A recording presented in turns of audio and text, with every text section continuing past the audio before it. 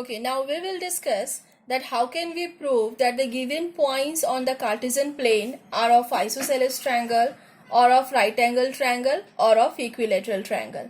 My dear student, in standard 9 we have read that whenever we have a triangle whose all three sides are equal, then that triangle is an equilateral triangle. So if the point, three coordinates or 3 points or 3 vertices of a triangle are given, and if we are able to prove that the 3 sides of the triangle is equal, then we will say the triangle is, sides of triangle are equal, then the triangle is equilateral. In same way, if 2 sides of triangle are equal, then it will be an isosceles triangle. And if the sum of 2 sides of a triangle is equal to the square of third side, then we will say the triangle is right angled triangle. So these are some useful points that you can use while solving the question based on the triangle. So let us discuss one example that how we can use this property. See, I am taking the first example. Prove that the points A 7, 10, B -2, 5 and C 3, -4 are the vertices of an isosceles right triangle. So dear student, here we have to prove that these 3 given points are the vertices of an isosceles right triangle. Means here we have to prove 2 things. First, that the triangle is isosceles, and as well as the triangle is a right angle also. So for that, suppose this is a triangle whose first vertices A 7, 10, B is -2, 5 and C is 3, -4.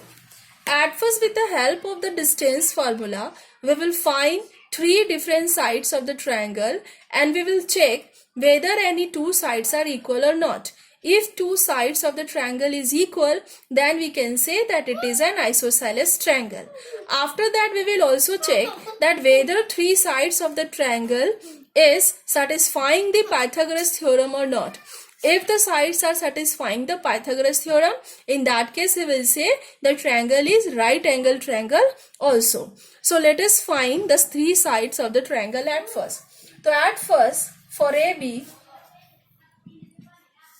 when we are finding AB, we will take it as x1, this is x2, this is x1 and this is y1, this is x2 and this is y2. So 7 minus plus 2 whole square plus 10 minus 5 whole square equals to 9 square plus 5 square.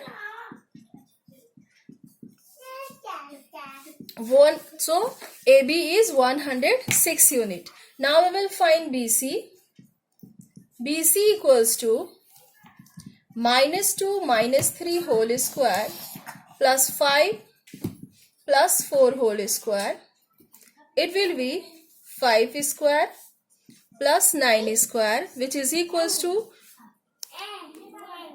25 plus 81. So this is root under 106. Now we will find AC. So AC equals to 7 minus 3 whole square plus 10 plus 4 whole square. which is equals to 7 minus 3, that is 4 square plus 14 square.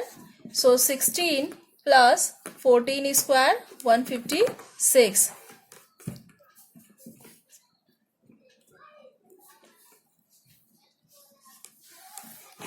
14 square is 156.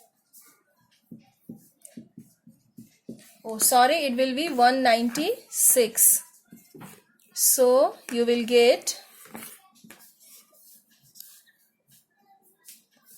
212.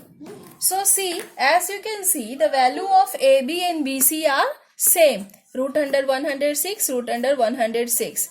So since two sides have the equal measurement, we can say this triangle is an isosceles triangle.